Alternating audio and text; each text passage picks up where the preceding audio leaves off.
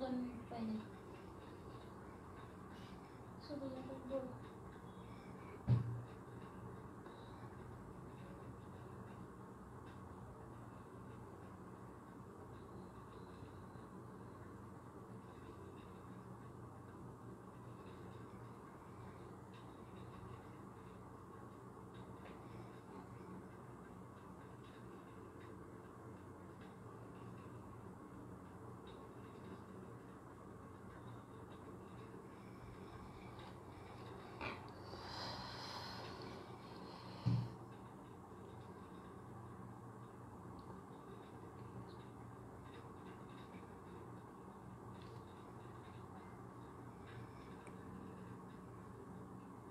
नमस्कार, मी किरण महेश काळे.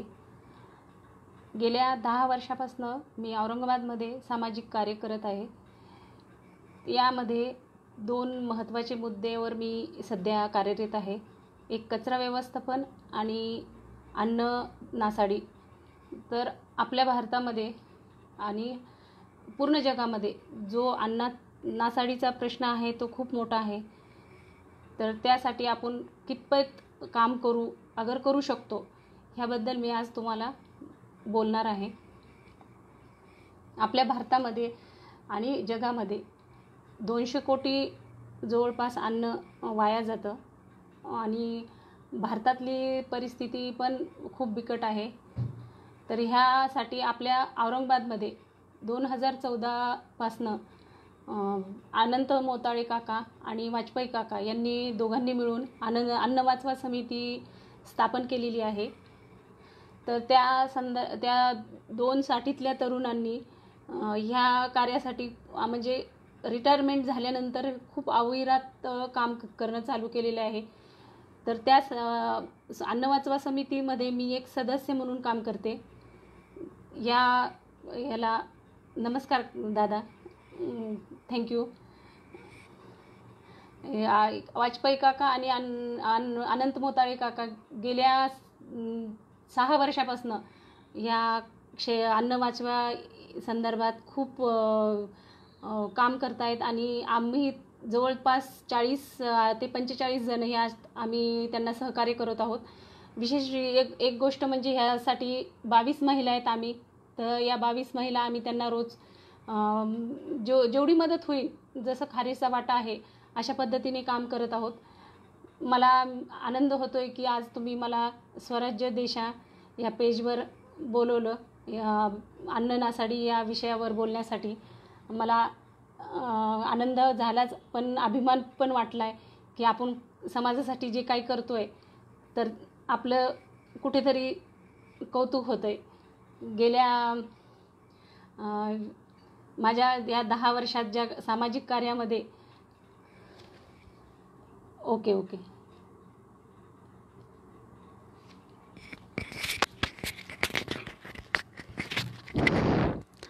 आला का आवाज दादा?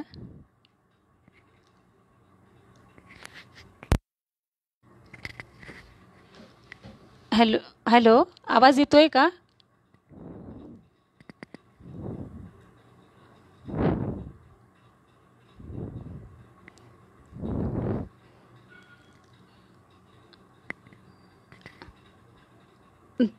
धन्यवाद. धन्यवाद सगळ्यांचे. आज विषय अन्न नासाडीचा आहे. तर आपल्या जागतिक अहवालानुसार एक संस्था आहे जगामध्ये, ग्लोबल हंगर इंडेक्स. ह्या संस्थेच्या अहवालानुसार आपल्या भारतामध्ये आणि पूर्ण जगामध्ये 200 कोटी लोक रोज उपाशी असतात. त्यात आपल्या भारतात 70 लाख मुलं छोटे कुपोषित आहेत. त्या अहवालाने हे सांगितलेले आहे की आपल्या भारतातली किती बिकट म्हणजे परिस्थिती आहे.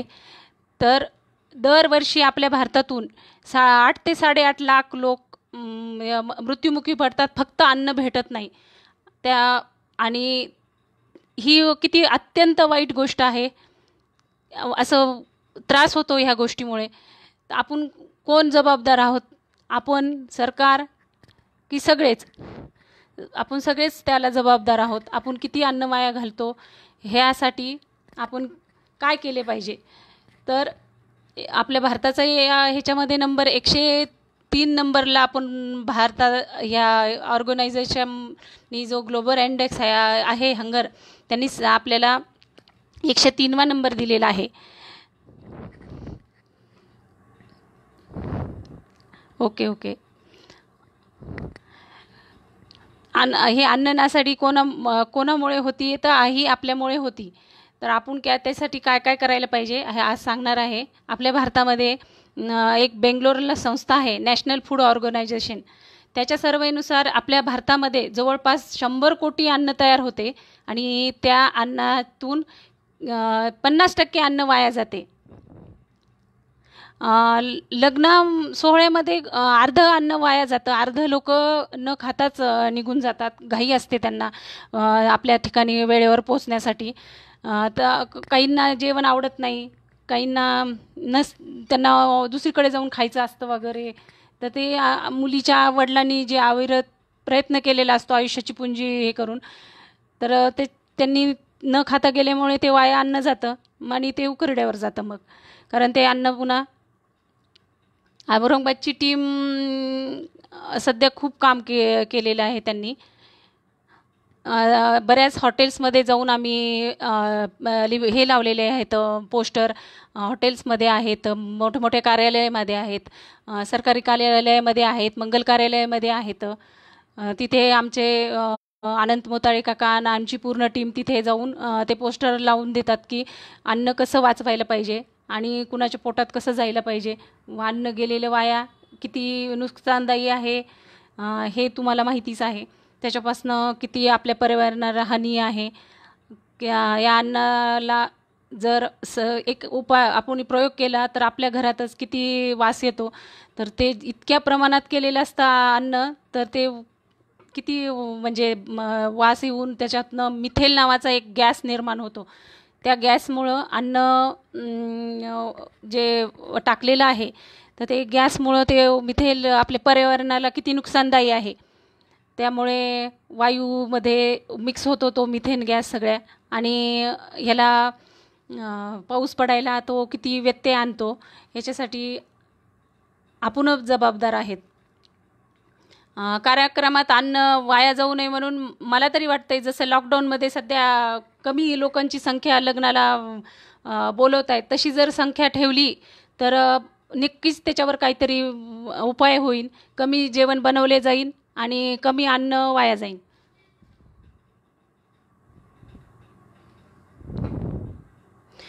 कोरोनामध्ये खूप लोकांना त्रास झालेला आहे. खूप परिवारावर म्हणजे भारतातल्या जितके गरीब लोक आहेत जे विविध ठिकाणी काम करत होते, तर त्या लोकांवर म्हणजे खाण्याची किती परिस्थिती वाईट आलेली आहे. त्याच्यामुळे ते उपाशी राहिलेले आहेत.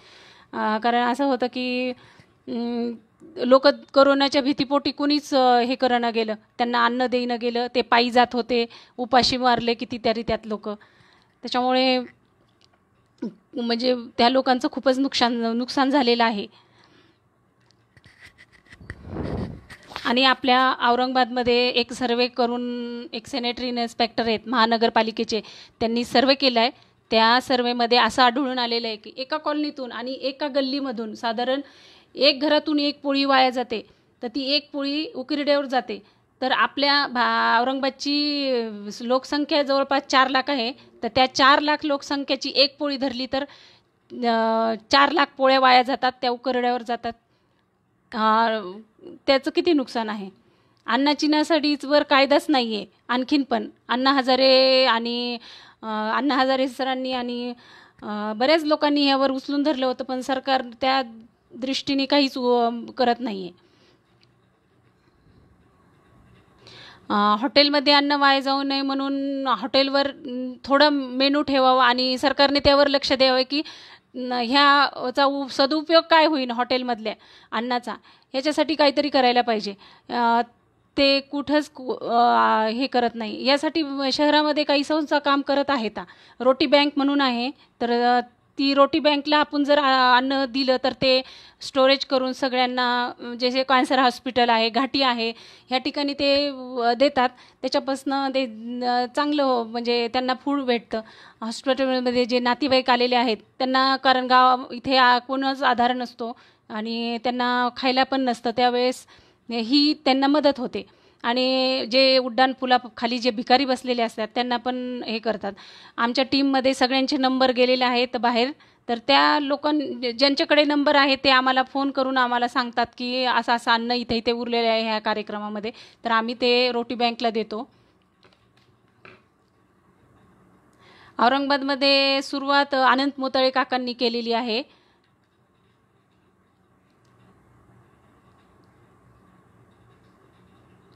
हो, मनीषाताई, आपलं बनणं बरोबर आहे. 30 लोकांची परवानगी होती आणि ही नेहमीसाठीच केली तर खूप छान होईल.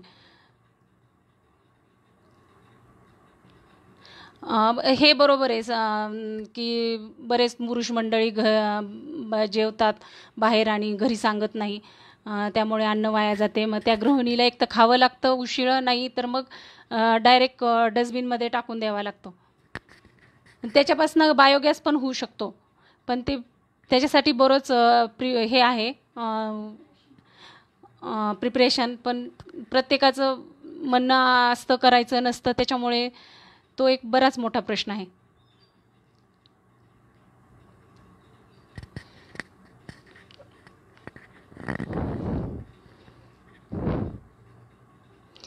रोटी बँकचा कारभार चांगला आहे, आम्हाला तर खूप चांगला अनुभव आहे. नमस्कार साहिल दादा. आम्ही लग्नाच्या ठिकाणी उरलेलं अन्न रोटी बँकला देतो, ते घेऊन जातात. नाही तर बालिकाश्रम आहे आपल्याकडे, जे आश्रम आहे त्यांना घेऊन जायला सांगतो, ते घेऊन जातात.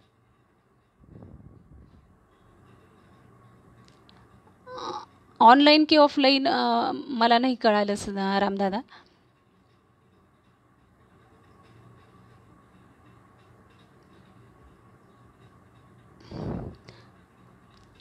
उरलेलं अन्न घेतात ते. कमीत कमी 100 ते 200 लोकांचं अन्न असायला पाहिजे. 50 पण चालतं, पण ते मग 50 असलं तर तुम्ही नेऊन द्यावं लागतं.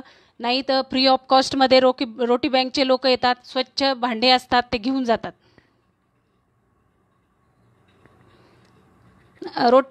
रामदादा, त्या रोटी बँकला एक फोन करायचा फक्त, ते घेऊन येऊन जातात. त्यांच्याकडे एक ॲटो आहे, तर तो ॲटोवाला येतो आणि अन्न घेऊन जातो. हो, नक्कीच. सरकारने दंड ठेवले तर कंट्रोल होईनच. ते निर्वसाही आहे सरकार या बाबतीत. उपाशी मरणाऱ्यांची संख्या खूप आहे. आपल्याला एक उदाहरण सांगते. पालघरमध्ये 10 महिन्यामध्ये 613 लोक मेले होते गेल्या वर्षी. ही परिस्थिती म्हणजे 10 महिन्याची एवढी आहे म्हणल्यानंतर किती असेल पहा. आणि भारतामध्ये मिळून किती होते. असं भारतामध्ये 8 ते 8.5 लाख मुलं आहे फक्त, दरवर्षी मरतात.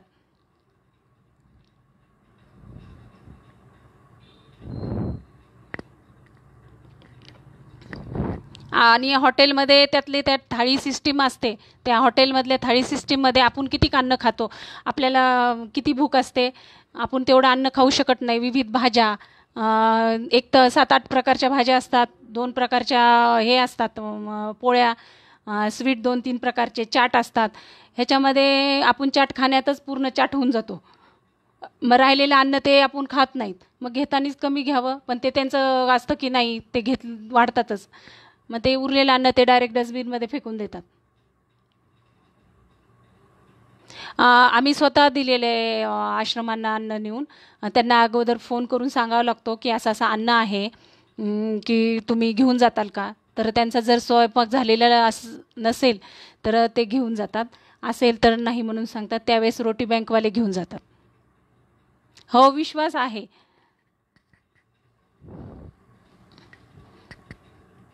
आम्ही स्वतः म्हणजे दिलेलं आहे, त्याच्यामुळे मी स्वतः दिलेला आहे, विश्वास आहे.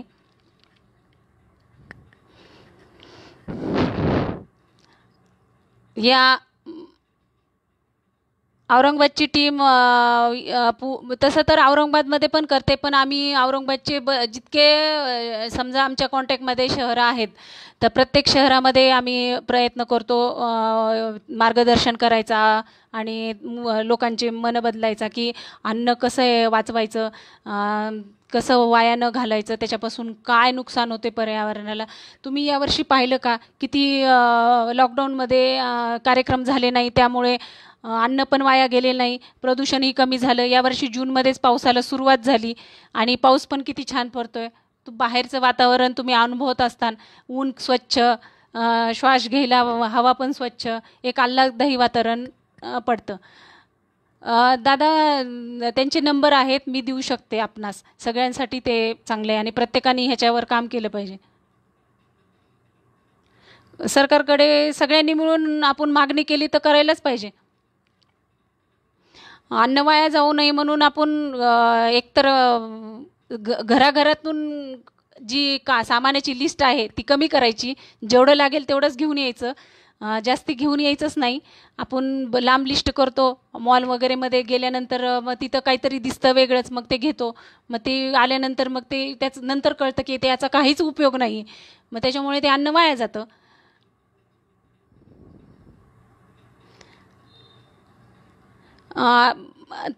एखाद्या वेळेस सरकारने नियम जरी केलं की बालाश्रमांना अन्न देणे, पण ते किती म्हणजे चांगल्या क्वालिटीचं आहे की नाही हे पाहूनच द्यायला पाहिजे. कारण तिथल्या मुलांच्या शरीर आरोग्यासाठी ते जर असलं, ते प्रमाणित केलं तर ते तुम्ही देऊ शकता, नाहीतर नाही आणखीनच त्यांना त्रास होऊ शकतो.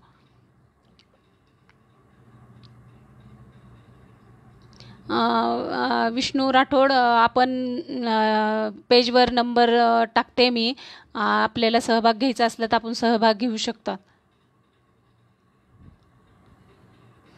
आणखीन भारत सरकारच्या अजून लक्षातच येत नाही की अन्न वाया जात आहे आणि त्याच्यापासून किती नुकसान होतं आहे आणि किती उपासमार होते, किती लोक मरत आहेत, तर ते कायदाच करत नाही आहेत. आपण सगळ्यांनी मिळून आज मी सगळ्यांना आवाहन करते की सगळ्यांनी मिळून अन्न वाया नाही जाऊ द्यायचं आणि ह्याच्यावर काहीतरी कायदा करायला पाहिजे. याच्यासाठी कायदाच करा, काहीतरी एक हे उचलावं लागेल, पाऊलच उचलावं लागेल.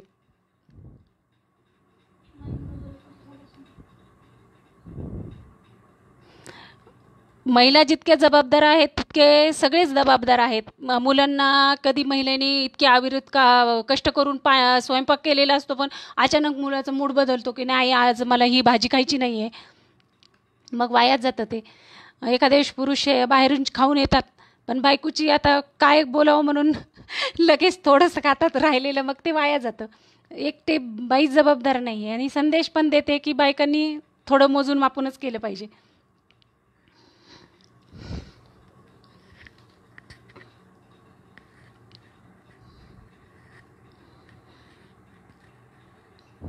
सगळ्यांनी मिळून उरलेलं अन्न जर त्याचा नंतर उपयोग केला, जर राहिलेल्या पोळ्या सकाळी त्याच्यापासून काही चविष्ट पदार्थ बनवला, तो खाल्ला, तर किती चांगलं होईल. एकटी महिलाच खाऊ शकत नाही. रात्रीचे अन्न खाऊ शकतो की आपण हॉटेलमध्ये गेल्यानंतर खाऊ शकतो. तुम्हाला माहिती आहे का पंचतारांकित हॉटेलमध्ये काय काय चालतं? ते किती दिवसाचं अन्न डबल डबल रिपीट वाढतात. अशा काही हॉटेल आहेत की तिथे सकाळचं नाही 2 दिवसाचं पण अन्न फ्रीजमध्ये ठेवून वाढतात.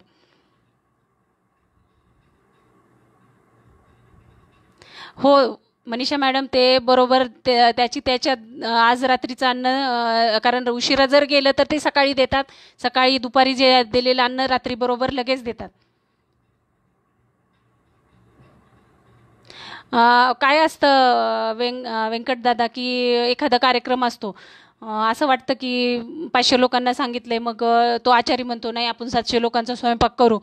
मग 700 लोकांपैकी 500ला बोलवलं असतं पण 700चा केलेला असतो आणि 700 लोकांचा जर त्याच्यातले 500तले 250 आले तर तो अन्न वाया जातं. आणि मग ते अन्न त्यांनी नियोजन करायच्या ऐवजी ते काय करतात माहिती नसते पुरेपूर. आपल्या शहरात आत्ता आहे रोटी बँक काढलेली, युसुफ मुकाती भैया आहेत ते त्यांनी काढलेली आहे. तर मग आमच्यासारख्यांना जे आमचे लोक ज्यांच्यात कॉन्टॅक्टमध्ये आहेत तर ते बरोबर त्यांना फोन करून सांगतात की असं असं अन्न आहे, तर काय करावे. मग ते लगेच आम्ही त्यांना रोटी बँकचा फोन देतो, नाहीतर आम्ही स्वतः सांगतो की ह्या ह्या ठिकाणी रोटी बँक आहे, उरलेले अन्न आहे, तर ते अन्न तुम्ही घेऊन जाऊ शकतात का. तर मग त्यांनी किती साधारण अन्न आहे असं विचारतात, तर त्यांना कमीत कमी 50च्या लोकांना जेवण भेटेन असं अन्न असलं तर ते तिथून घेऊन जातात. आणि राहिलेलं जर थोडं अन्न असेल तर आपल्याला नेऊन द्यावं लागतं, ते घेतात. वास्तुशांतीला लोक बोलवले येत नाहीत, बरोबर आहे. मग घरच्या घरीच पूजा केली तर काय हरकत आहे, लोकांना खाऊ घालाच. त्याच्यापेक्षा एखाद्या आश्रमात देऊन या ना तुम्ही, काय फरक पडतो. ते तरी खातील. आपले पाहुणे नाही तरी खाऊन पुन्हा वरती अन्नला नावच ठेवतात, कुठल्याही कार्यक्रमात असो. आपण एवढ्या आवडीने बोलत असतो आणि त्यांना एवढी पण मानसिकता नसते की ते आचार्याने बनवलेलं असतं, पण त्यांना वाटतं की बघा त्यांच्याकडचं अन्न चांगलंच नाही. मग ते खात नाहीत, नाव ठेवतात, वाया जातं, घेतात भरपूर वाढून.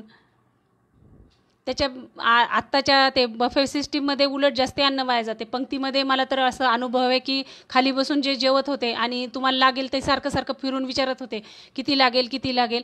आता काय दिसतं, एखाद्या कार्यक्रमात गेलो आपण, 5-50 प्रकारचे हे असतात चाट, तिथून सुरू होते. आणि ती कॅटरवाल्यांची एक हे आहे की म्हणजे पॉलिसी आहे की ते बायका मुलं चाटच्या पुढे जात नाहीत. मग त्यांना अन्न खर्च कमी ह्याच्यात लग्न होऊन जातं आहे म्हणून ते तेवढ्यावरच भागवतात. आणि मग पुढे न जात गेल्यामुळे मग अन्न वाया जाते. प्रत्येक असावी. आपल्या औरंगाबादमध्ये असे काही फ्रीज ठेवलेले आहेत विनोददादा, की त्यामध्ये आपण नेऊन ठेवलं तर कुणीही घेऊन जाऊ शकतं तिथून अन्न. पंचवटी हॉटेल आहे त्रिमूर्ती चौकामध्ये, तिथे एक फ्रीज ठेवलेला आहे. तुम्ही राहिलेलं अन्न तिथं नेऊन ठेवलं तर तो एखादा गरीब गरजू जो ज्यांना अन्न पाहिजे तो घेऊन जातो. लग्न सोहळा संपल्यानंतर त्यांचं जेवण झालं असेल तर मग ते जे याचे नातेवाईक असतात, घाटी कॅन्सर हॉस्पिटल, जे मोठे मोठे हॉस्पिटल आहेत, अगर उड्डाणखालचे जे भिकारी असतात त्यांना ते खाऊ घालतात.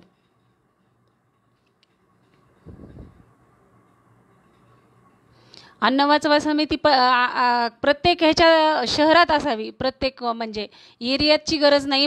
जवळपास आमच्या ह्याच्यात 45 लोक आहेत, तर आम्ही बऱ्याच एरियात आहे. त्या एरियातल्या लोकांना जर तुम्ही कॉन्टॅक्ट केला तर ते लगेच आपल्याला सहकार्य करून आपण दिलेलं अन्न लगेच पोचती करतात. शहरामधले पोळी भाजी केंद्र आहेत आणि ते उरलेले अन्न घेतात का, ते कसे नाही घेत. आजपर्यंत तर अनुभव आलेला नाही रामदादा की त्यांनी अन्न घेतलंय म्हणून.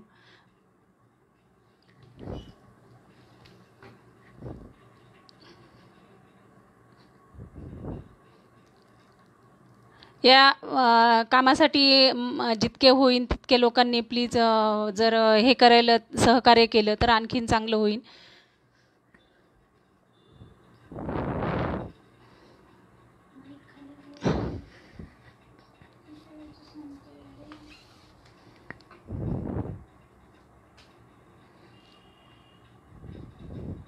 आपण जर गरजेपुरतं अन्न घेतलं, तयार केलं, मी स्वतः माझंही अन्न वाया जात असेल, मी नाही म्हणत की मी 100% हे करते म्हणून. जातं आहे, प्रत्येकाच्या घरातनं जातं, असं काही नाही.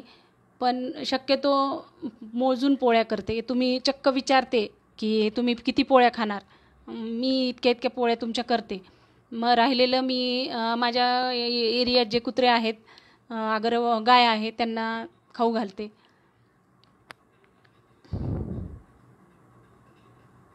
अन्न वाचवाचा नारा आम्ही सगळीकडे घेऊन गेलेलो आहेत. आम्ही प्रत्येक लग्नामध्ये जातो, ते बॅनर तयार केलेले आहेत.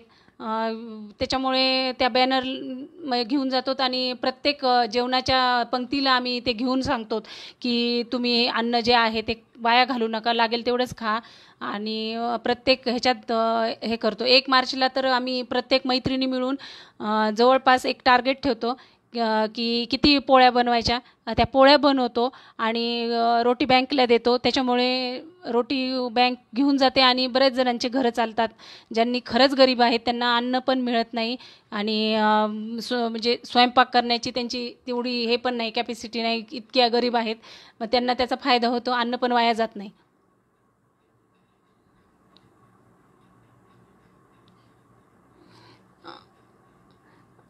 हो व्यंकटदादा, हो हो आहे, आपलं म्हणणं बरोबर आहे. असं काही नाही की प्रत्येक स्त्री ही स्वयंपाक खरंच चांगलं बनवते. तिच्या तिच्या परीने ती चांगलंच बनवते. विषय एक फार वेगळा आहे, तो नाही याच्यावर काही सांगू शकत. अन्नाचा ताई संदेश आपण प्रत्येक ह्याच्यात आम्ही फेऱ्या काढलेल्या आहेत प्रत्येक एरियामध्ये. त्याच्यामुळे आणखीन पण लॉकडाऊन संपल्यानंतर पण आम्ही ह्याच्यावर खूप काम करणार आहोत आणि त्या कामाची खूप गरज आहे. प्रत्येक एरियामध्ये जातो, प्रत्येक ऑफिसेसमध्ये जातो. आम्ही स्वतः प्रभात फेऱ्या काढल्यासारख्या फेऱ्या काढतो.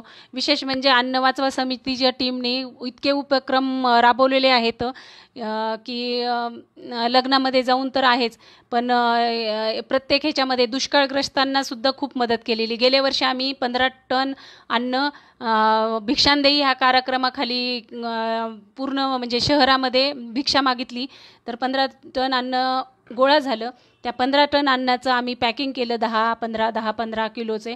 आणि जे वाड्या वस्त्या आहेत जिथे दुष्काळ खरंच गरजेचं आहे, पाणी नाही आहे, अशा ठिकाणी ट्रकमध्ये टाकून आम्ही स्वतःच्या हाताने, न कुणाच्या म्हणजे विश्वास न ठेवता, टीममधील प्रत्येक माणूस जाऊन देऊन आलेला आहे प्रत्येकाला. आणि त्याची यादी पण तयार केलेली, कोण आधी जाऊन यादी केली, खरंच कुणाला गरज आहे तिथं पाहून आलो आणि त्यांनाच आम्ही ते अन्न देऊन आलो.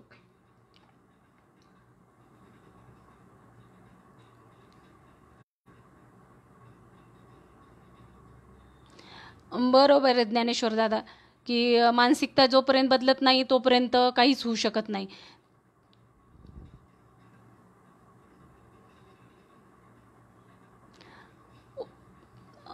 ते आपण म्हणतात ते बरोबर आहे, उरलेलं अन्न देतो ते अगोदरच द्यायला पाहिजे. मी ते तुम्हाला आत्ताच म्हणले की जे आपण पाहुणे बोलवतो घरातीलच 10-15 लोक बोलवा आणि जे अन्न आहे ते तुम्ही एखाद्या गरीब आश्रमातल्या लोकांना घेऊन या, अगर तिथं नेऊन द्या की आम्ही हे अन्न देतो. ते स्वयंपाक करत नाहीत आणि मग ते त्यांना त्यांच्या पोटात जातं. मुलांना असे कितीतरी आश्रम आहेत आपल्या औरंगाबादमध्ये, देऊ शकतो. एका वेळेस जवळपास 4-5 लाख लोक येतं की त्यांना असं अन्न भेटत नसेल, त्याच्यापेक्षाही जास्त असेल. भारतात तर 50% लोक आहेत की त्यांना अन्न वाचून राहावं लागतं. असा आकडा नेमका म्हणजे सांगणं पण मुश्किल आहे. कधी कुठे कोणता आकडा केव्हा काय सांगू शकत नाहीत. लॉकडाऊनमध्ये आमच्या अन्न वाचवा समितीने भरपूर ठिकाणी अन्न वाटप केलं. गरीब लोकांना जाऊन स्वतः ते ह्याचे भिकारी लोक तर त्यांना तर दिलंच, पण ज्या घरी म्हणजे अक्षरशः चूल पेटवणं मुश्किल आहे अशा ठिकाणी पण अन्न वाचवाच्या समितीने खूप काम केलेले आहे. ह्याच्याचबरोबर आम्ही अन्न वाचवामध्ये हे तर संदेश देतोच, पण लग्नामध्ये जो अक्षदा असतो पडलेला आपल्या अंगावर, आपल्या भारतीय पद्धतीमध्ये अक्षदा खूप महत्त्वाचा आहे. पण एका अक्षदा लग्नामध्ये 5 किलो अक्षदा आपण साधारण वापर करतो, तर त्या 5 किलो अक्षदाचा दुरुपयोग होतो. त्याला कलर लावलेला असतो, ते पक्षी नाही खात आणि किडेमुंगे पण खात असते नाही खात, पण ते वायाच जातं, पायंदळी जातं. आपला संस्कार आहे अक्षदा टाकायचा, पण तो थोड्या प्रमाणात केला, 1 पाव किलो 1.25 किलो फक्त नवरा नवरीच्या अंगावर टाकला तर होतो. ते उरलेलं अन्न आहे गहू आपलं ज्वारी आणि तांदूळ. खेडेगावात ज्वारी वाटप करतात आणि शहरामध्ये तांदूळ वाटप करतात. तर तो अक्षदा आपण एखाद्या संस्थेला नेऊन दिला, गरीब आश्रमात अगर कोणत्या तरी एखाद्या संस्थेला त्याचा उपयोग केला तर, नाहीतर एखाद्या गरीब परिवाराला बोलून ते 5 किलो तांदूळाऐवजी 30 किलो तांदूळ दिला तर त्या घराचं 1 महिन्याचं भागतं.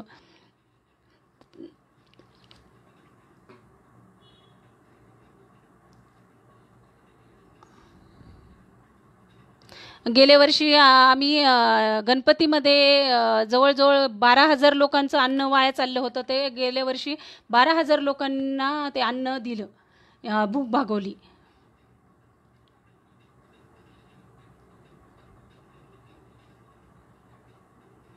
बरेच लोक मागतात भीक.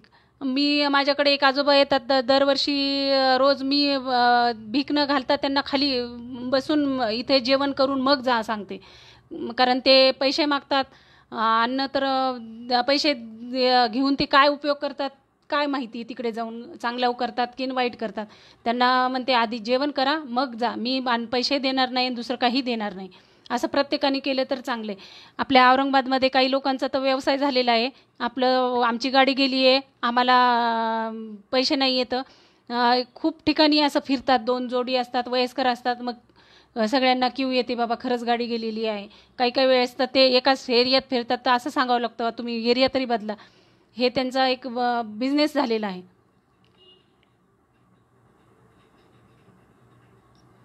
आत्तापर्यंत किती लोकांच्या भूक भागवल्या असं नाही एक आकडा सांगता येत, पण जवळपास लाखो लोकांच्या भूक भागवलेल्या असणार आहेत.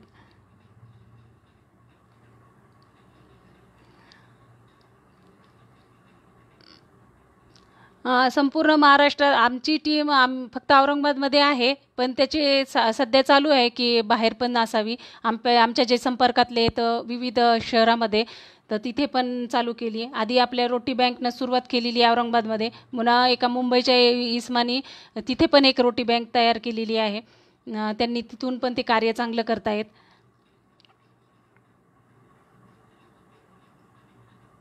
हो व्यंकटदादा, खरंच संस्काराची खूप गरज आहे. प्रत्येकाला अन्न भेटावं. मुलांना नवीन पिढीला सांगायला हे खूप महत्त्वाचं आहे. आम्ही शाळेवर जातोच बरेच. सकाळी सकाळी ज्या प्रार्थना चालतो त्या प्रार्थना वेळेच्या वेळेस आम्ही याचं अन्नाचं काय महत्त्व आहे ते पटवून देतो मुलांना. डब्बा कसा आई कष्ट करून बनवते आणि ते अन्न तुम्ही किती वाया घालतात. नाही आवडल्यामुळे रस्त्यात एखाद्या वेळेस मुलं फेकून घरी जातात की आम्ही जेवण केलेले आहे. आणि ते जेवण केलेलं नसतं, त्यांनी फेकून दिलेलं असतं. मग त्या मुलांनाच खरंच गरज आहे की आज संस्कार द्यायची. ज्वारी तांदूळ वापरणं खरंच योग्य नाही आहे, पण आपले जुने लोक मानायला तयारच नसतात की अक्षदाच पाहिजे असतात. तर त्याच्यामुळे त्यांना सांगून कळत नाही. पण काही काही जे विचाराने चांगले असतात ते बरोबर सांगतात की लगेच एक्सेप्ट करतात की हो आपण नवरा नवरीच्या अंगावरच करावं, तेवढ्यापुरत्याच अक्षदा करू आणि तेवढ्याच टाकू. मग उरलेल्या लोकांना फुलं देतात, नाही तर हात वर करून आशीर्वाद द्यायला सांगायला पाहिजे. आम्ही ते खूप कार्य केलेले आहे.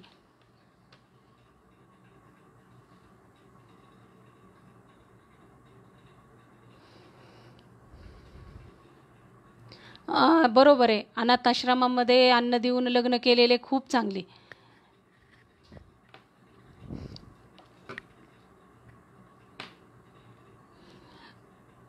वाया घालणाऱ्या लोकांमध्ये रोटी बँकेची सध्या एक शाखा आहे. आता त्याच्यातनंच चालू आहे ते सध्या. आपल्या औरंगाबादमध्ये तरी एकच आहे. अन्नदान श्रेष्ठ दान म्हणतात की आहे अगोदरपासूनच आहे. कारण भुकेले लोक एवढे असतात. आपल्या लोकांना खूप म्हणजे संस्कार दिलेले आहेत जुन्या लोकांनी. तर त्यांनी सांगूनच ठेवलेले की अन्नदान श्रेष्ठ दान आणि कन्यादान एक श्रेष्ठ दान. कारण अन्न दिलं तर कुणाचं भूक भागते, त्याच्यामुळे मृत्यू पण कमी होतात. तर अन्नदान हे खरंच श्रेष्ठ दान आहे.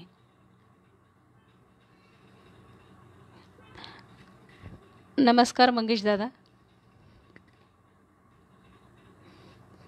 मी म्हणते सगळे लोक सगळेच चांगले आहेत, पण थोडं मनावर घेतलं पाहिजे प्रत्येकाने की आपण हे करायला पाहिजे, आपल्यापासून सुरुवात करायला पाहिजे अन्नाची. पण ते लोक मनावरच घेत नाहीत. आत्ता नवीन पिढी तर बाहेरचं खाण्यावर जास्त भर देते. आई आपलं मरमर करते हॉटेल्स वगैरे. आत्ता लॉकडाऊनमध्ये त्यांना खरी किंमत कळली असेल आईची अन्नाची, कारण हॉटेल्स बंद होते त्यामुळे.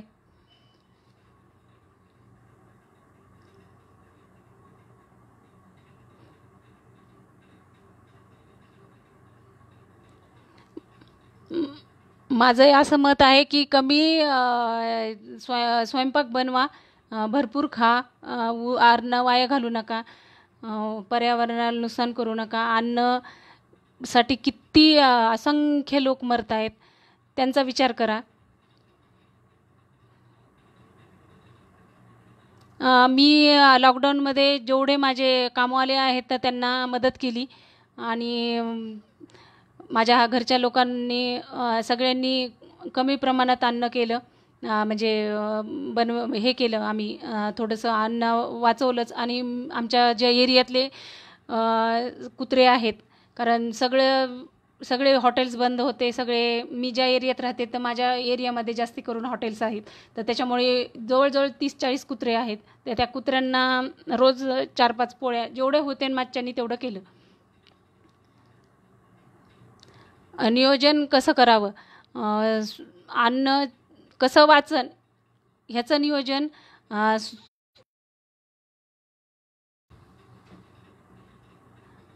आपल्या इथे औरंगाबादमध्ये अन्नाची म्हणजे लोकांची संख्या, बालकांची भरपूर प्रमाणात आहे आणि गरिबी वस्तीमध्येच आहे.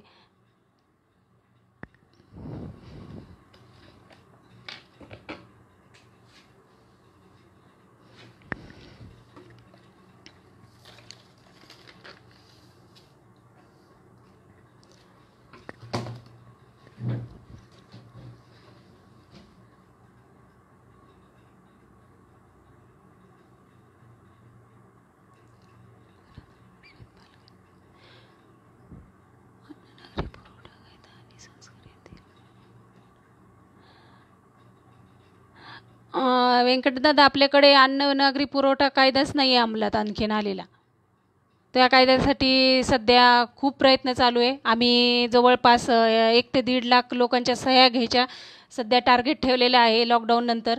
त्या सह्या करून आम्ही असे पंतप्रधानाकडे तसे पत्र पाठवलेले आहेत, पण जेवढा पाहिजे तेवढा रिस्पॉन्स आलेला नाही आहे, त्यांनी दिलेलं नाही आहे. आमचा प्रयत्न चालूच आहे.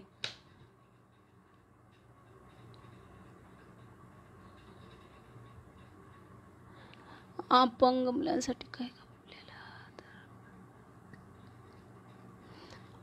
अपंग मुलांचं बरोबर आहे दादा. आपल्याला हातपाय आहेत तर त्यांना तर आपण खाऊ घातलंच पाहिजे. अन्न पुरवठा मंत्री काय करतात? अन्न पुरवठा मंत्री फिरतात आणि काय करतात? आपण लक्ष द्यायला पाहिजे.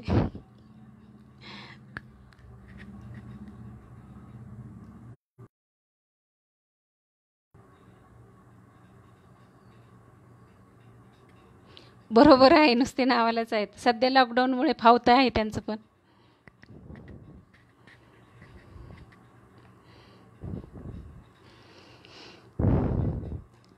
लॉकडाऊनमध्ये सगळ्यांचं फावलं आहे ह्या लोकांचं. तेच तर विशाखाताई बरोबर आहे, कायदा हा व्हायलाच पाहिजे. आपण सगळ्यांनी प्रयत्न करू, त्याच्यासाठी कायदा नक्कीच तयार करू. त्याच्यावर काहीतरी तोडगा काढल्यास नाही.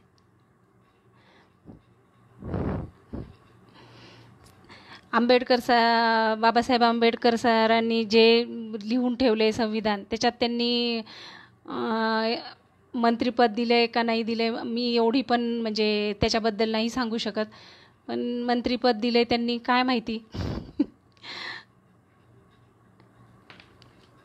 नासाडीबद्दल कायदा खरंच व्हायला हवा.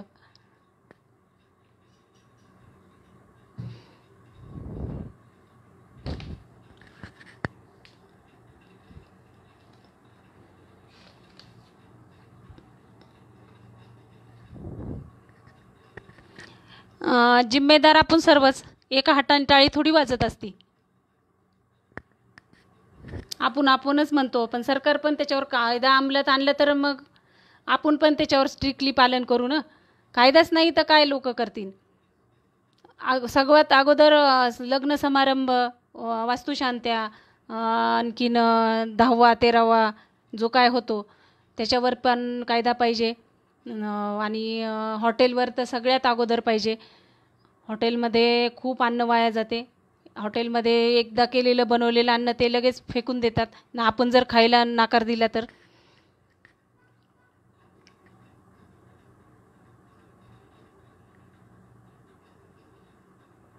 अन्न धान्य पुरवठा होत नाही, मग आपण सगळं स्वतः काय करणार? आपण स्वतः त्याच्यावर लक्ष दिलं, त्याच्यावर आवाज उठवला तर कायदा होईल. आपणच गप्प राहिलो तर ते काय करणार आहेत? ते पण गप्प राहणार आहेत. नक्कीच ताई.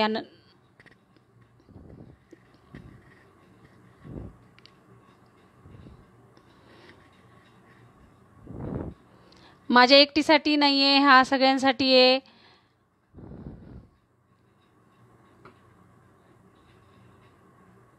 सुरुवात आपणापासूनच करणं आहे. बरोबर आहे.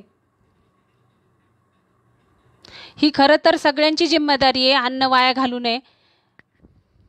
राहिलेल्या अन्नापासनं बायोगॅस होतो हे कितपत जणांना माहिती हे मला माहीत नाही आहे, पण खूप छान बायोगॅस तयार होतो. आपल्या औरंगाबादमध्ये जवळपास बरेच जण आहेत असे की त्यांच्याकडे बायोगॅस आहे. ते तुम्हाला पाहायला पण भेटेल. तर तुम्ही विचारलं तर मी त्यांचे कॉन्टॅक्ट नंबर देईन, तिथे जाऊन ते पाहू शकतात. हां, व्यंकटदादा आपलं बरोबर आहे की संस्काराची गरज आहे.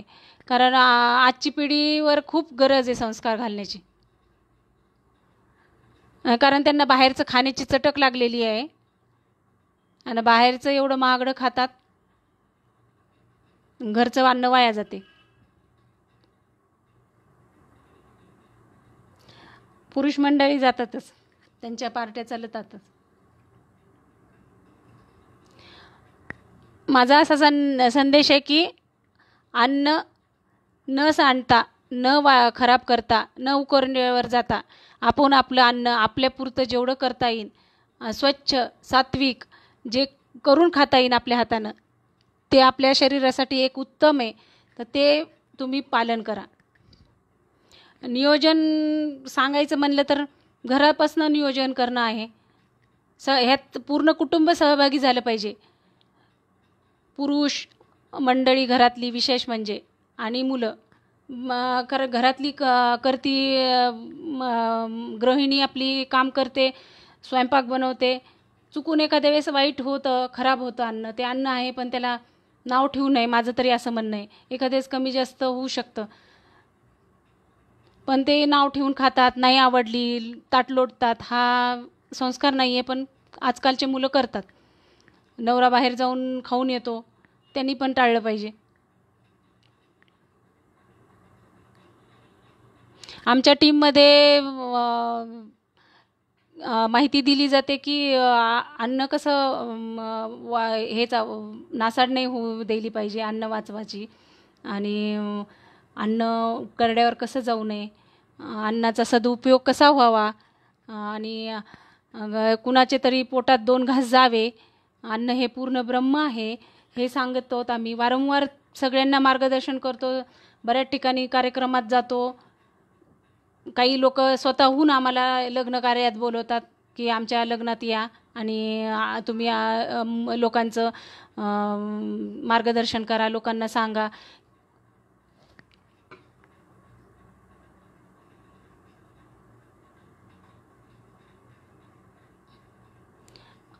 विष्णुदादा, हे आपलं बरोबर आहे की अभ्यासक्रमात हे आलंच पाहिजे. हा, कारण पुढची पिढी जर योग्य संस्कारात आणायची असली तर शाळेतच हा विषय झाला पाहिजे.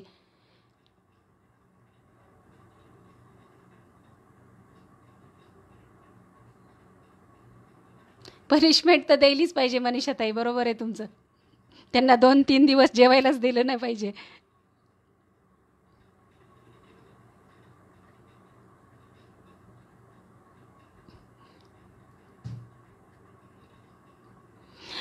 होतं कधी कधी महिलांकडनं जास्त पीठ, एखाद्या वेळेस अंदाज चुकतो. मनुष्य हा चुकीचा पुतळा आहे. पुरुष नाही का हॉटेलमध्ये जाऊन चुकीनं खाऊन येतात, तसं महिलाकडनं पण पीठ जास्त होतं.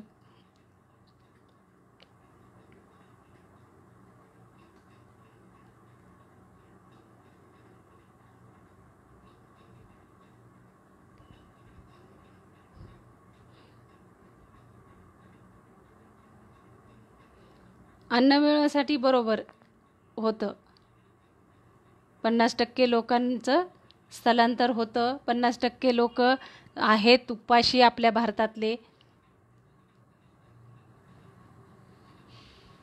अन्नाचा दुरुपयोग टाळा खूप सांगतो, सगळे सांगतो. हे आपल्याला कळतं दादा की अन्नाचा दुरुपयोग म्हणजे कसा टाळायला पाहिजे, पण ते अंमलात येतच नाही ना. हे प्रत्येकाचं कार्य आहे अंमलात आणणं.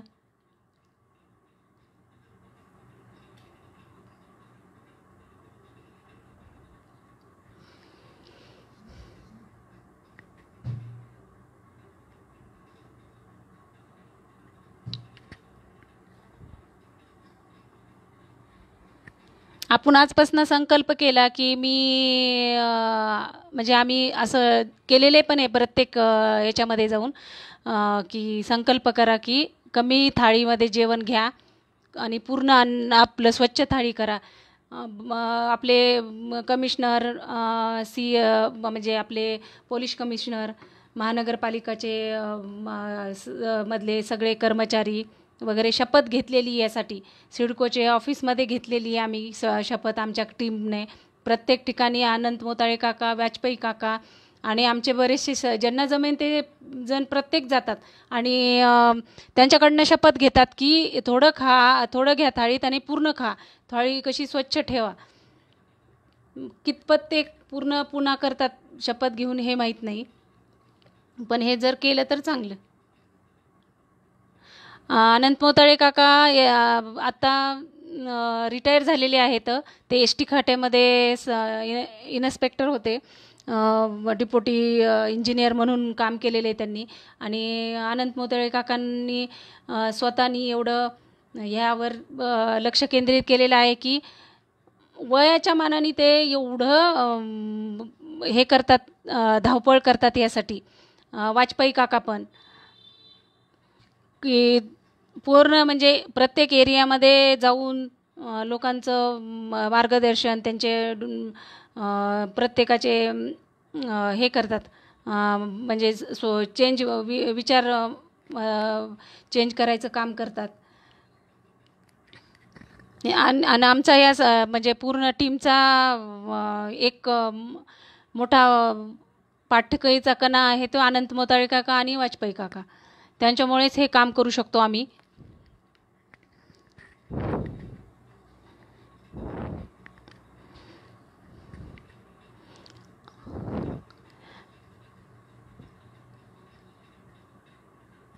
सध्या गेल्या वर्षी जो दुष्काळ पडला होता त्याच्यामुळे किती लोकांना त्रास झाला. त्या दुष्काळामुळे ते कशामुळे झाला? प्रदूषणामुळे होतो. पाऊस कमी पडतो आणि मग लोक आत्महत्या करतात. शेतकरी किती जास्त त्याच्यामध्ये हे जातो, जो पिकवतो तो स्वतः आत्महत्या करतो. हे वाईट परिस्थिती आहे. बरोबर आहे. गावाकडे म्हणजे ग्रामीण भागात अन्नाची खरंच कमी नासाडी होते.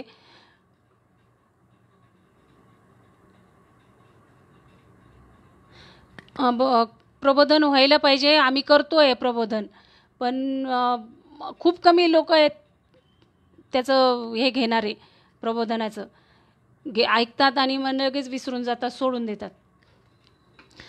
शहरी भागात जास्ती अन्न वाया जातं हे नक्कीच खरं आहे, कारण हॉटेल्स भरपूर आहेत आणि ग्रामीण भागामध्ये कष्ट करून बिचारे आलेले असतात, शेतामध्ये राबून आलेले असतात. त्यांना माहिती असते त्याची किंमत काय आहे.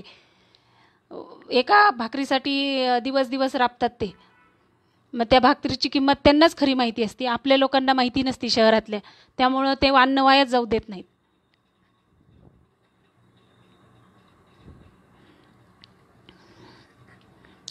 आणि उरलेलं अन्न ह्याच्यामधलं ग्रामीण भागामधलं ते गाईच्या खुराकामध्ये तरी देतात.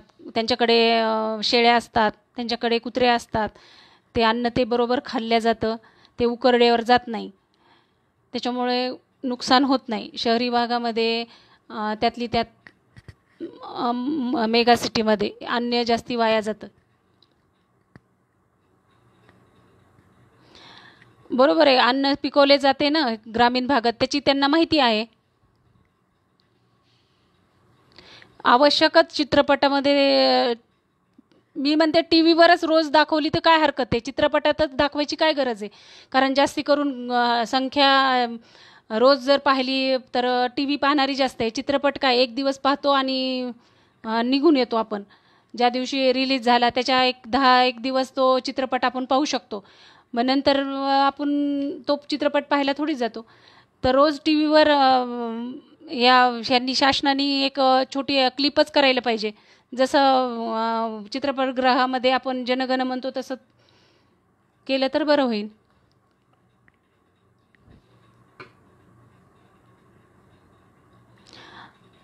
प्रत्येक टी व्ही चॅनलवर ही सक्ती नियम कायदा केला पाहिजे की कमीत कमी 2 मिनटं अन्नाचं हे केलं पाहिजे.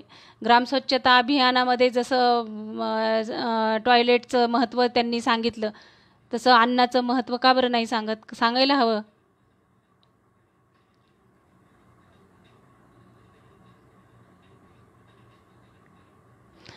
टी व्हीवर मी तेच म्हणलं ना, दाखवायलाच पाहिजे. हे कायदा करायला पाहिजे हो. कंपल्सरी केलं तर होतंय ना. जसं तुम्ही तंबाखूची आणि याच्यापासनं क्लिप दाखवतात सिगरेटपासनं, तर तसं अन्नापासनं पण म्हणजे अन्न नासाडी आणि अन्नापासनं किती लोकांचे भूकबळी होत आहेत, कुपोषणग्रस्त मुलं किती येतं, हे दाखवलं तर किती चांगलं होईल.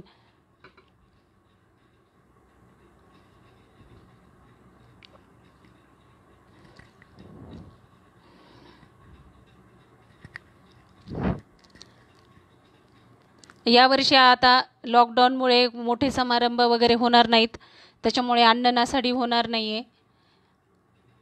हा एक चांगला मुद्दा आहे आपल्याला अन्न वाचवण्याचा आणि प्रदूषण वाईट होण्याचा. आपण सगळे जबाबदार आहोत याला.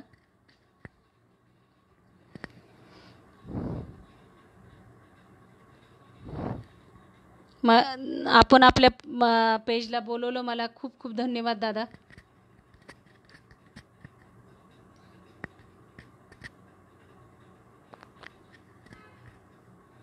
कायदा होतच नाहीये. आपण प्रयत्न केले तर नक्की सगळ्यांनी मिळून कायदा झाला तर किती चांगलं होईल.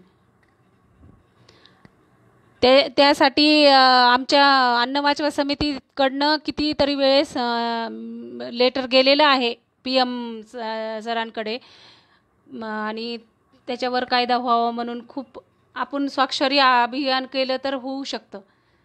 त्याच्यासाठी आपली सर्वांची मला म्हणजे आमच्या टीमला सगळ्यांना मदत हवी आहे. आपण ती करू शकतात.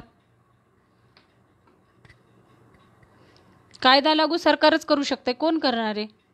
आपण जर उचलून धरला हा मुद्दा तर सरकारला करणं भागच आहे ना. आपणच गाफील बसतो, असं म्हणतो की आपल्याला काय गरज आहे, तो पाहीन. प्रत्येकाला काय वाटतं, शिवाजी महाराज दुसऱ्याच्याच घरी जन्माला यावीत, हे तसं काम आहे. आपली गरज नाही, आपण आपलं स्वतःचं पाहतो म्हणूनच हा सगळं चुकीचं घडत आहे.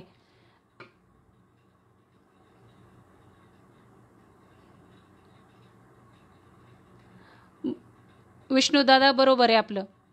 खरंच शपथ घेतली पाहिजे. आमच्या टीममध्ये वाजपेयी काका आहेत, त्यांनी एक छानशी कविता बनवलेली आहे. आम्ही ती कोणताही कार्यक्रम करायच्या आधी ती कविता म्हणतो, शपथ घेतो आणि कार्याला सुरू करतो.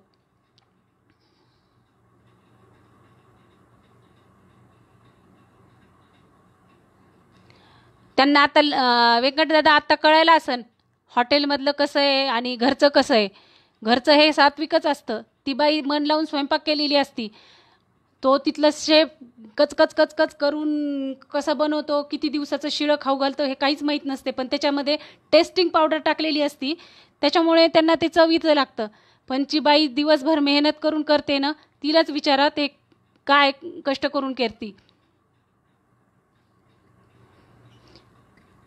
आणि एक महत्त्वाचा मुद्दा की आईचं खाल्लेलं असतं तर ते चवीचं लागतं, बायकोचं नाही लागत. हा विचार करत नाही की बायको ज्या घरात येते ती त्या घरामध्ये तिच्या पद्धतीने त्यांच्या पद्धतीने बनवलेलं अन्न असतं. ती तितक्या वर्ष तिथं ते शिकलेली असते. मग ती थोडी चव फरकच येणार ना. प्रत्येक हॉटेलमध्ये पण प्रत्येक आचार्याच्या हातचं जे खातो आपण शेफच्या, ते वेगळ्या पद्धतीचंच असतं ना. एकच भाजी वेगवेगळ्या पद्धतीची असते प्रत्येक हॉटेलमध्ये. ती तुम्हाला चांगली लागते पुरुष मंडळीला, मग घरचं अन्न का बरं चांगलं लागत नाही?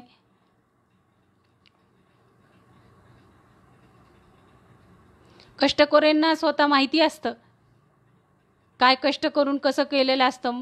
सकाळपासून संध्याकाळपर्यंत तो राबलेला असतो, त्याच्यामुळे तो अन्न टाकून देऊ शकत नाही. त्याच्यासाठी तो रक्ताचं पाणी केलेलं असतं, त्याच्यासाठी त्यांनी एका भाकरीसाठी तो कसा अन्न वाया घालवीन? शहरातल्या लोकांना चोचले असतात, ते बरोबर फेकून देऊ शकतात. आमच्या टीमला पगार मिळत नाही, आम्ही इच्छेने काम करतो. हे सामाजिक कार्य आहे, हे पगारासाठी थोडी करणार आहे. प्रत्येकजण त्याच्यात लागले तर आम्हाला जे काही समजा कुठे लागत असले तर पैसे आम्ही स्वतः घालून आम्ही ह्यानी करतो, बॅनरला वगैरे.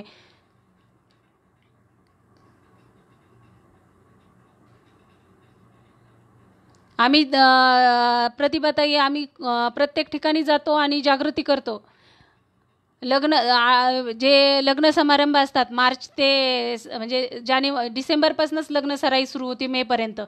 तर आमच्या टीममधले प्रत्येक 2-2, 4-4 जण प्रत्येक ठिकाण मंगल कार्यालयामध्ये जाऊन जनजागृती करतात.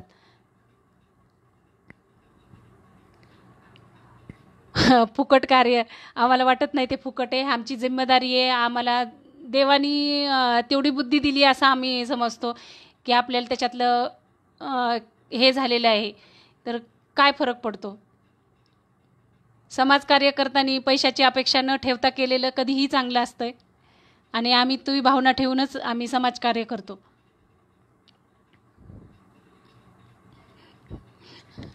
कशात मीठ कमी असते दादा? घरच्या जेवणामध्ये मीठ कमी असतं का?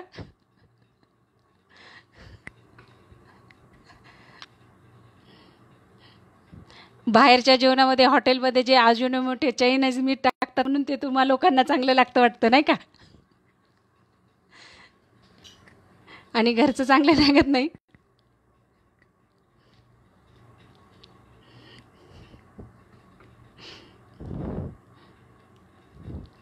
आजच्या पिढीला जसं हॉटेलमधलं पिझ्झा बर्गर हे चांगलं लागतं, तसं तुम्हाला पण सवय लागलेली आहे पुरुष मंडळीला. जनजागृती आम्ही करतोय आणि व्हायला हवी म्हणजे काय, व्हायलाच हवी.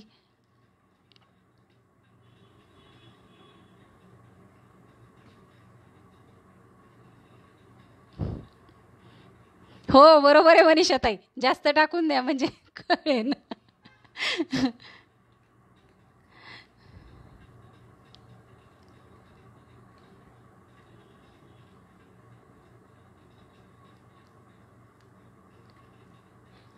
मी स्वतःचं सांगते, मी उरलेलं जे रेस्टॉरंटमध्ये कधी काय गेले तर राहिलेलं अन्न मी घेऊन येते. आणि का बरं घेऊन येते हे त्याच्यामागचं कारण पण आहे.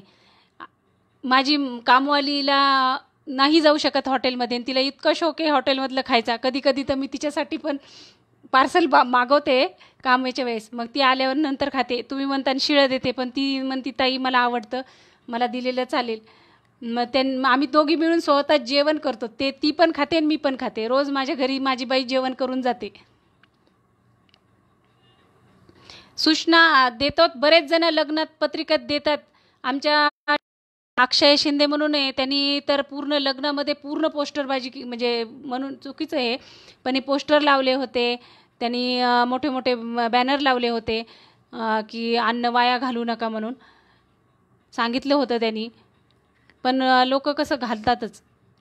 लहान एखाद्या कार्यक्रमाला गेलो ना, स्वतःच्या ताटामध्ये घेतलं तर चांगलं असतं. त्या माणसांनी काय करतात की एक काय मानसिक मला माहीत नाही, पण ते छोट्या मुलाला पण दुसरं ताट देतात. त्यांना हे पण माहीत नाही, ज्यावेळेस आपण कार्यक्रम करू त्यावेळेस त्यांना कळायला पाहिजे की आपल्याला जो पैसा लागतो तो त्यांना पण लागलेला असतो. एका ताटाची किंमत आपण एखाद्या कार्यक्रमात गेलो तर 250 ते 300 रुपये असते आणि ते मूल काय घेतं, नुसतं वरण भात, पण ती धरली जाते ना गृहीत 250 रुपये.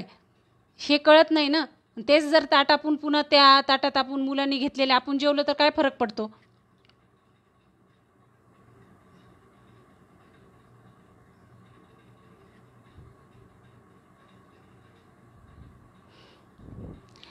असं नाही काही, महिला मंडळाला पण आवडतं, पुरुष मंडळीला पण आवडतं. कुणाला नको आयतं खायचं असतं, सांगा ना.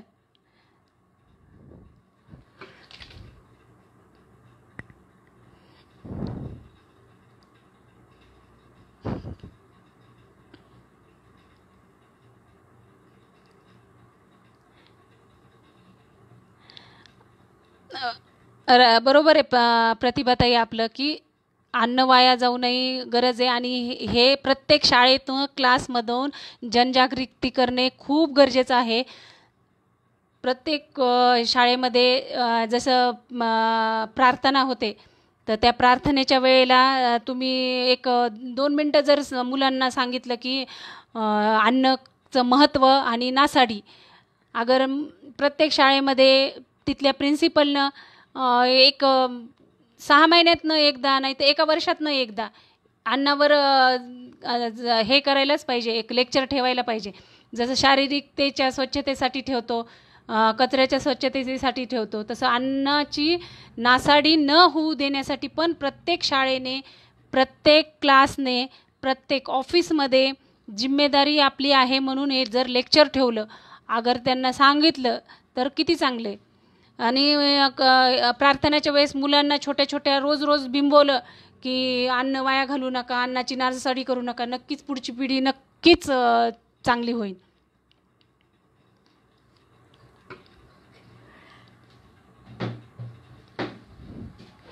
पुढच्या पिढीला हेच संस्कार दिले तरच हे शक्य होत शकतं. आणि कायदा पण करणं खूप गरजेचं आहे. आपल्या प्रत्येकाची एक गरज आहे.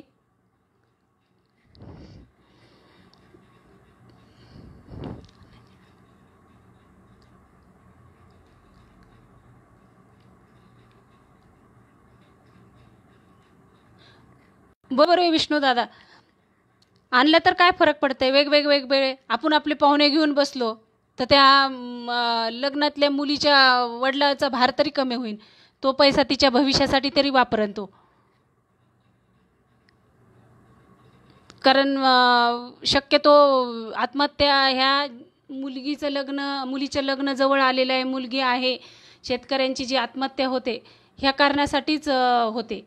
की मुलीचं लग्न कसे करू, दुष्काळ पडलेला आहे, माझ्याजवळ पैसा नाही, समोरच्यानी हुंडा मागितलेला असतो, मोठं लग्न करून द्यायचं असतं, त्याचे सगळे लाड पुरवायचे असते, नवरदेवाचे, नवऱ्याच्या आईवडिलांचे, भावाचे, बहिणीचे.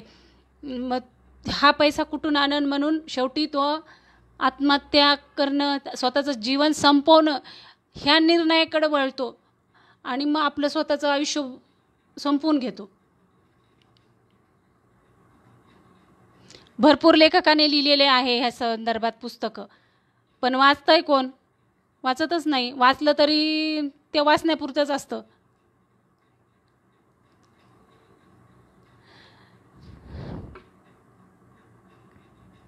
खूप जण आहेत स्वतःचा डबडबा घेऊन स्वतः लग्न कार्यात जाणारे.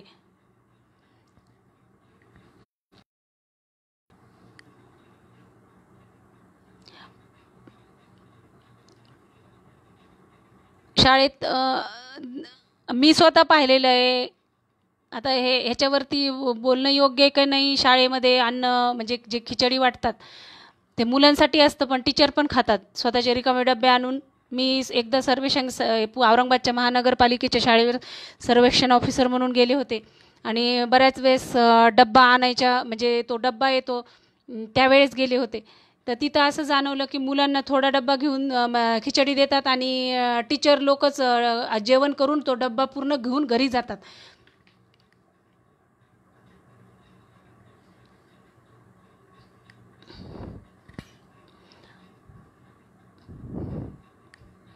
धन्यवाद दादा.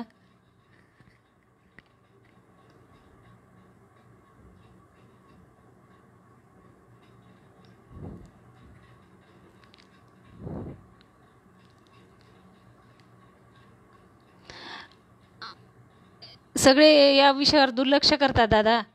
कसा येईन विषय पुढे? बरोबर आहे, लग्नाचा बाजार थांबलाच पाहिजे.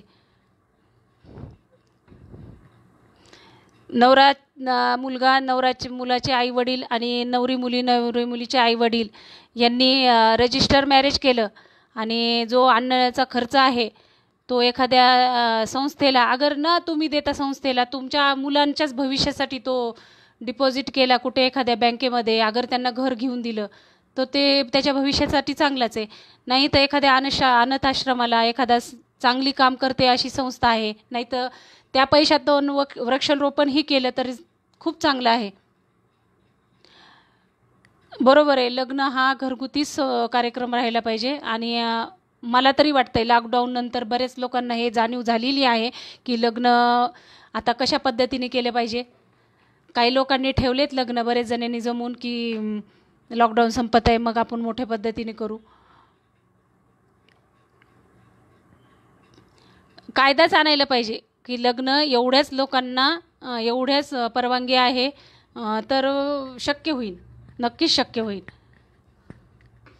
कमी लोकांना बोलवायची परमिशन. आणि सर्वात महत्त्वाचं आपल्याकडे दिवस जो माणूस मृत्युमुखी पडतो आणि त्या घरामध्ये दुःख वातावरण असतं, दुःखी, आणि त्या ह्याच्यातसुद्धा तो माणूस आपल्या जे कोणी वारलेलं आहे त्याच्यासाठी याचा कार्यक्रम घालतो, 13व्याचा दिवसाचा जो कार्यक्रम घालतो.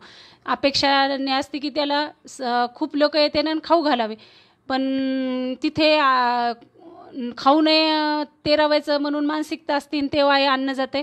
ह्या संदर्भात मी बरेच जणांकडे मला फोन आलेले आहेत आणि मी स्वतः हे अन्न रोटी बँकेला दिलेलं आहे.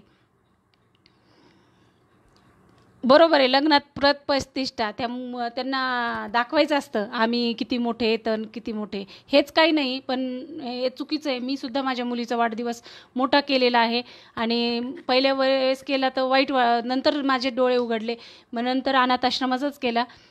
पण खरं सांगा तुम्ही कोणते मुलं अगर मुलगी जन्मल्यानंतर पहिल्या वर्षीच्या वाढदिवसात त्यांना काही कळत असतं का? तो रडण्यातच वेळ घालतो, कारण त्यांनी इतके लोक कधी पाहिलेले नसते. आपण प्रतिष्ठेसाठी एखादं हॉल बुक करतो, एखादं हॉटेल बुक करतो आणि त्या हॉटेलमध्ये इतके पदार्थ ठेवतो आणि लोक येऊन अन्न वाया घालतात. ते कितपत योग्य आहे? त्या मुलाला काहीच म्हणजे माहिती नसतं या गोष्टीबद्दल. ते फक्त आईवडिलांची हौस असते की मोठा एक पहिला वाढदिवस खूप मोठा करायचा म्हणून. त्याच्याऐवजी त्या मुलाच्या नावाने एखाद्या संस्थेला दिलं तर किती चांगलं होईल.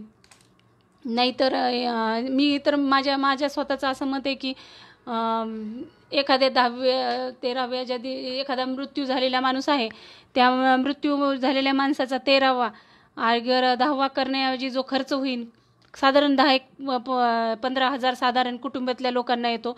चांगल्या कुटुंबातल्या लोकांना प्रतिष्ठेसाठी 50,000 ते 1,00,000 रुपये येतो.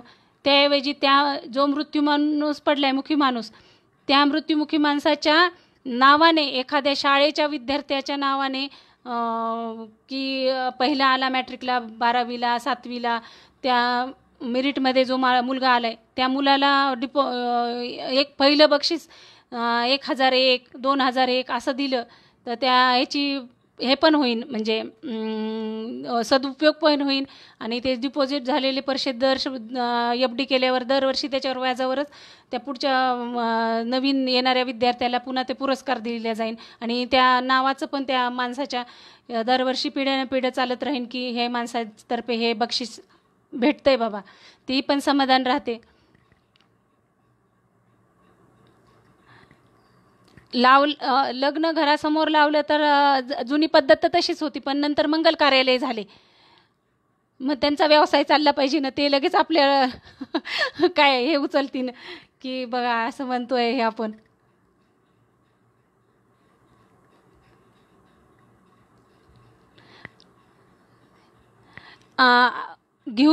आता दादा हे पहा, अन्न वाचवा समितीला फोन येतात, पण सहसा आमच्या जे संपर्कातले असतात ओळखीचे असे लोक असतात, मग ते अन्न कसं आहे ते आम्ही अगोदर विचारणा करतो. कार्यक्रम कधीचा आहे, कसा आहे, किती अन्न उरले, त्याची क्वालिटी काय आहे, सकाळचं असलं तर दुपारी घेऊन जा, संध्याकाळचं असलं तर लगेच घेऊन जा आणि त्याचा सदुपयोग करा. मग त्याच्यावर विश्वास ठेवतो आम्ही.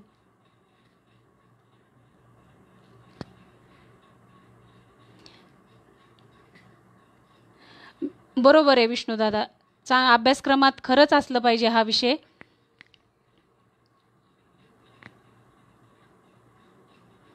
मी स्वतः माझ्या मुलांच्या अनाथ आश्रमात वाढदिवस साजरा करते. प्रत्येकाने केले तर काय किती फरक पडतो. आम्ही अन्न वाचवा समितीतर्फे म्हणजे भरपूर अनाथ आश्रमामध्ये हे कार्य केलेलं आहे. वाढदिवस साजरे, पुन्हा समजा एखाद्या अनाथ आश्रमात एखाद्या वेळेस असं येतं की त्यांच्याकडे पूर्ण अन्न संपलेलं आहे. मग अनंत मोताळे काकाला, अगर वाजपेयी काकाला, अगर आमच्या कोणत्याही एखाद्या सदस्याला फोन येतो की आम्हाला अन्नाची गरज आहे बाबा, मग त्यावेळेस सगळ्यांनी मिळून ते अन्न द्यायचं, 1 महिन्याचं भरून देतो.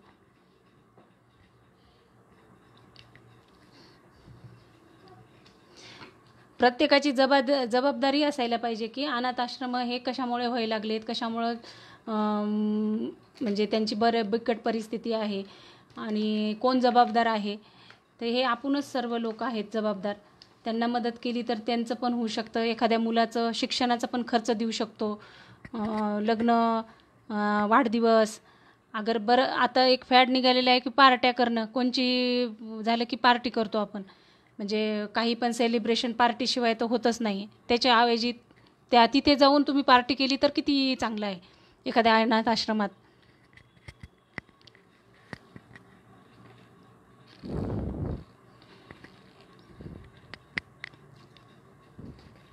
त्याच्यामुळे म्हणजे अनाथ आश्रमात पार्टी केली तर त्या मुलाला पुढे कळतंय पण आपण समाजाला किती देणेकरी आहोत आणि आपलं काय कर्तव्य आहे. त्यामुळे नवीन पिढी संस्कारितच म्हणजे तयार होईल. त्यांना जाणीव होईल की बाबा ही आपली जबाबदारी आहे, कर्तव्य आहे. नाही, मला नाही सांगता येणार ना अनाथ आश्रम का तयार झाली. वृद्धाश्रमाचं सांगू शकते, अनाथ आश्रमाचं नाही सांगू शकत.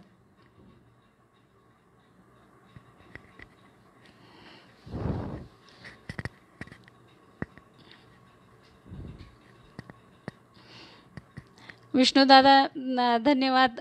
पण आपणही या क्षेत्रात मदत केली तर आणखीन चांगलं होईल.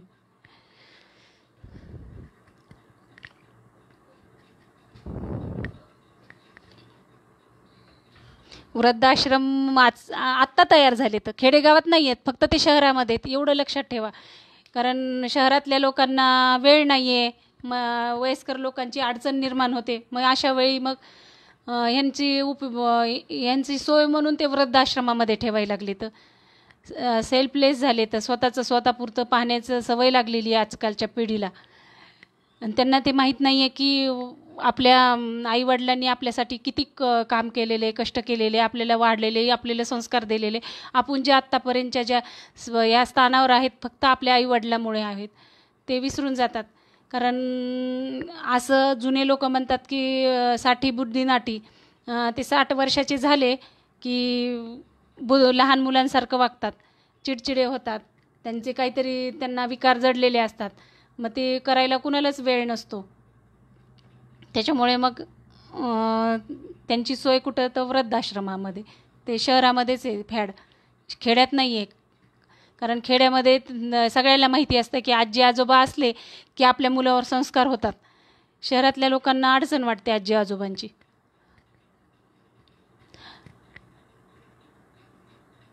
व्हॉट्सअप ग्रुप आहे मनीषाताई आमचा अन्न वाचवा समितीचा. आपण जर नंबर दिला तर आम्ही तुम्हाला ॲड करू शकतो.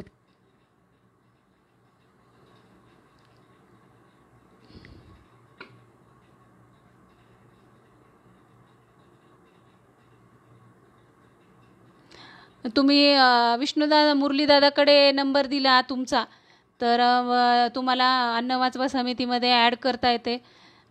आमचा एक अन्न वाचवा समितीचा ग्रुप आहे आणि एक जागरूक नागरिक मंच म्हणून आणखीन एक ग्रुप आहे. त्या अन्न वाचवामध्ये फक्त अन्न वाचवण्यापुरतंच कार्य चालतं आणि जागरूक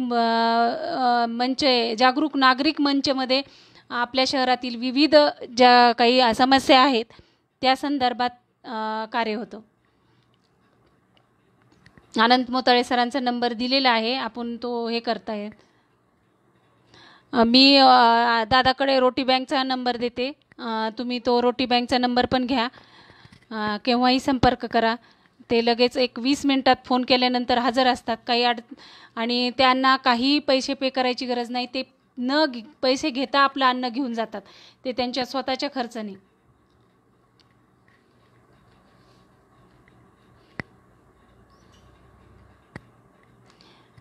सांगा दादा, बन्सी दादा.